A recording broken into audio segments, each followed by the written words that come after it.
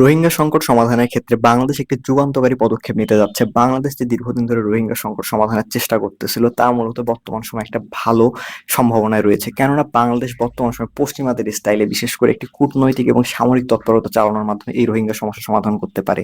কেননা আপনারা যদি ইতিহাস দেখে দেখেন যে এই ধরনের শরণার্থীজনিত সমস্যা কূটনৈতিকভাবে কোনোভাবে সলভ করা যায় না।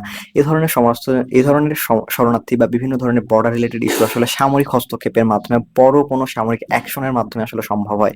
তো বাংলাদেশ একই ধরনের কাজ করতে যাচ্ছে। বাংলাদেশ বর্তমান সময়ে রাখাইন রাজ্যে যে আরাকান আর্মি রয়েছে, এদেরকে সাহায্য করার মাধ্যমে বা এদেরকে একটা নতুন একটি দেশ গঠন করার মাধ্যমে বাংলাদেশের রোহিঙ্গা সংকটকে সমাধান করতে পারে। বর্তমান সময়ে এই জিনিসটির সমর্থন আসলে পশ্চিমাদের পক্ষ থেকেও রয়েছে, তাই বাংলাদেশ এক্ষেত্রে একটি বড় ভূমিকা রাখতে পারে। যেহেতু জান্তা সরকার বর্তমান সময়ে মিয়ানমারের কন্ট্রোল থেকে অনেকটা পিছনে চলে গেছে, তাদের হাতে মিয়ানমারের প্রায় 60% বা 40% মতো যে এরিয়া রয়েছে তা কন্ট্রোল থেকে চলে গেছে। এ থেকে বাংলাদেশ চাইলে এই সুযোগকে কাজে লাগানোর মাধ্যমে এই সমস্যাকে চিরতরে সমাধান করতে পারে।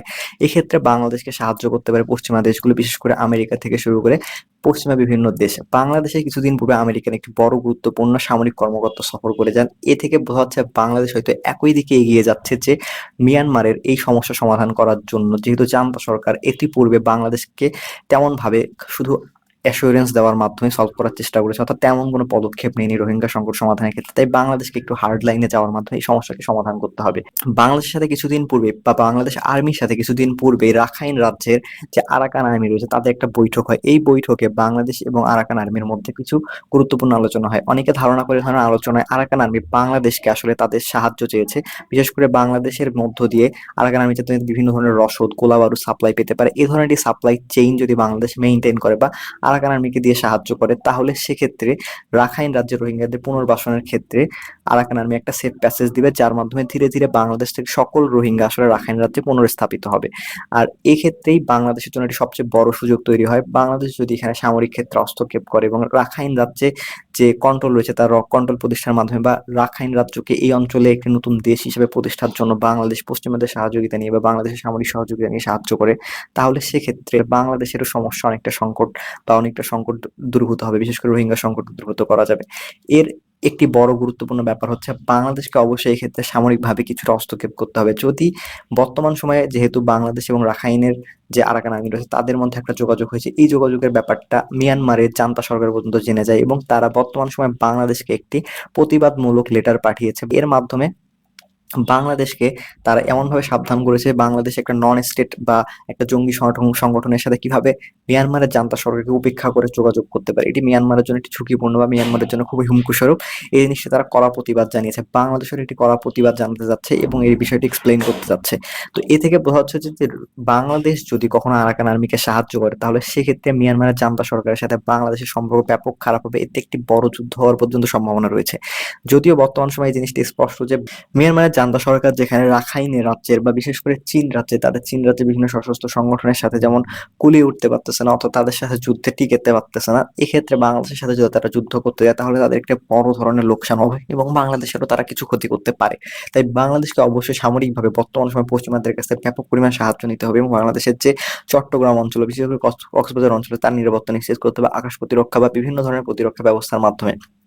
বাংলাদেশের যেহেতু সবচেয়ে অর্থনৈতিকভাবে গুরুত্বপূর্ণ অঞ্চল হচ্ছে চট্টগ্রাম অঞ্চল বা কক্সবাজার অঞ্চল, তাই এই অঞ্চলে যদি বাংলাদেশ কখনো যুদ্ধ করতে যায় বা রাখাইন রাজ্যকে নতুন করে একটা দেশ হিসেবে প্রতিষ্ঠা করতে চায় বা আরাকান আর্মিকে সাহায্য করতে চায়, তাহলে সেক্ষেত্রে মিয়ানমারের পক্ষ থেকে একটি বড় অ্যাটাক হওয়ার সম্ভাবনা রয়েছে বাংলাদেশের উপর।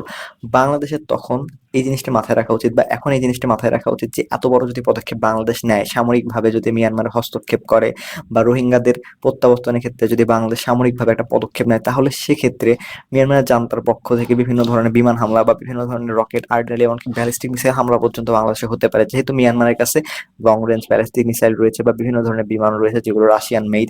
এই থেকে বোঝা যাচ্ছে বাংলাদেশকে অবশ্যই এক্ষেত্রে খুব সাবধানী পদক্ষেপ নিতে হবে। আর এই ধরনের একটি বড় পদক্ষেপ নিতে গেলে বাংলাদেশ সামরিকভাবে অনেকটাই শক্তিশালী হতে হবে।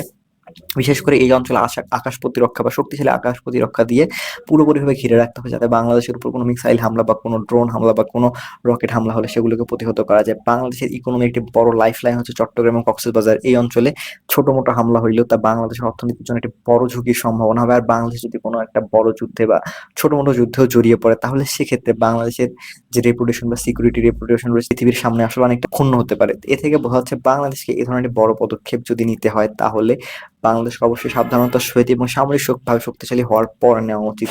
শুধুমাত্র বর্তমান সময়ে এই সুযোগকে কাজে লাগানো বাংলাদেশের জন্য খুবই গুরুত্বপূর্ণ হতে পারে, কেননা এই সুযোগ আর ভবিষ্যতে হয়তো নাও আসতে পারে এবং ভবিষ্যতে জান্তা যদি কখনো বা জান্তা সরকার যদি কখনো মিয়ানমারে পুরো কন্ট্রোল পেয়ে যায়, তাহলে সেক্ষেত্রে তারা যে রোহিঙ্গা সংকট সমাধান করবে তার কোনো গ্যারান্টি নেই, কেননা তারা ইতিপূর্বেই বিভিন্নবার কথা দেওয়ার মাধ্যমে বাংলাদেশের সাথে রোহিঙ্গা সংকট সমাধানের কথা প্রতিশ্রুতি দেওয়ার পরও তারা এই প্রতিশ্রুতি লঙ্ঘন করেছে। তাই বাংলাদেশের উচিত হবে তাদের সামরিক শক্তি এবং এই কূটনৈতিক দক্ষতা ব্যবহার করার মাধ্যমে যদি আরাকান আর্মির সাথে একটা ডিল করার মাধ্যমে এই সমস্যার সমাধান করা যায়, তাহলে বাংলাদেশ আগামী 50 বছর বা 100 বছরের এই বড় রোহিঙ্গা সংকট রয়েছে তাকে সলভ করতে পারবে।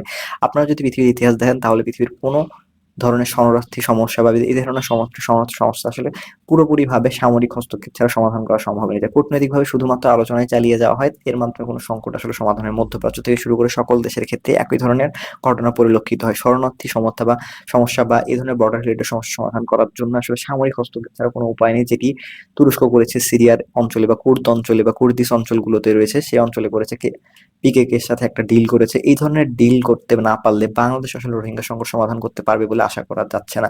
তো এই বিষয়ে আপনাদের গুরুত্বপূর্ণ মতামত জানাতে পারেন। বাংলাদেশ আসলে এই বিষয়ে কি করা উচিত? মিয়ানমারের সাথে যোগাযোগ রাখা উচিত না মিয়ানমারের জান্তা সরকারের সাথে যোগাযোগ রাখা উচিত, না আরাকান আর্মির সাথে একটা ডিল করার মাধ্যমে রোহিঙ্গা সংকটকে সমাধান করা উচিত?